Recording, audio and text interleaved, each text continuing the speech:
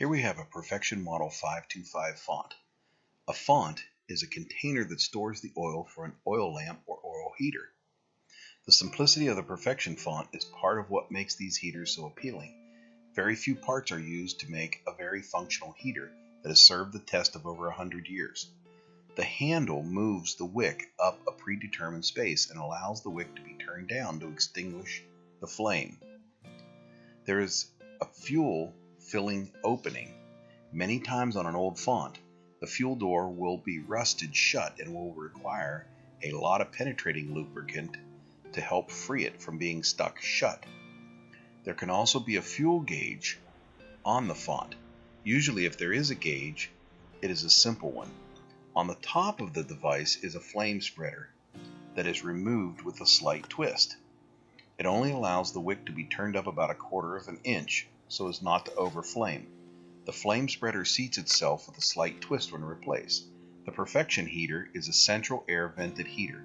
This also means that the air supplied to the heater flows up the center of the unit. If the heater sits for a long period of time, sometimes decades, the wick will be glued to the central air pillar. You must not turn the handle, as the adjusting teeth are glued to the wick. Below the flame spreader is the gallery of the lamp.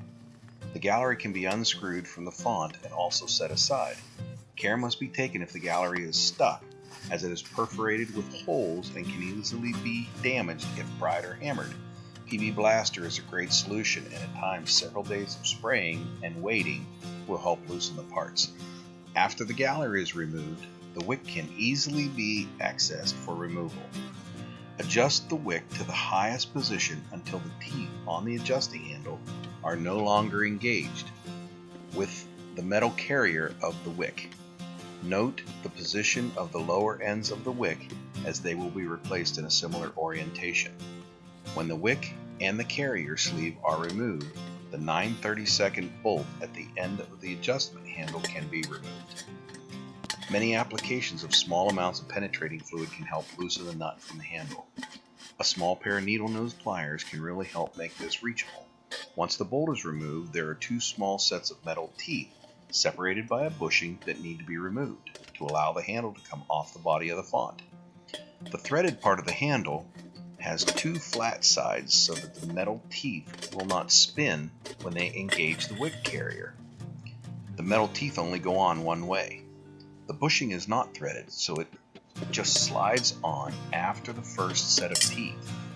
Never force the adjusting of a stuck wick on a Perfection font.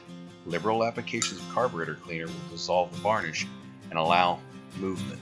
PV Blaster is a good penetrating oil for any rust areas. After the handle is removed, the fuel gauge is the next item to be removed.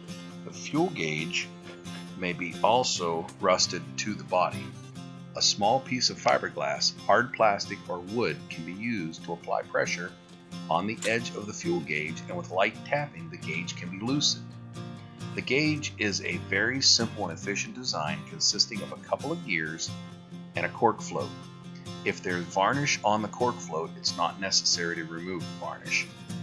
The inside of the body of the font may many times be filled with dirt and rust from years of neglect. A liquid rust remover or vinegar will help remove the rust. At times, small pinholes may have to be repaired with an epoxy such as JV Weld. Occasionally, in the later manufacturing years, the fuel gauge was eliminated. When restoring a Perfection font, remember the following simple steps.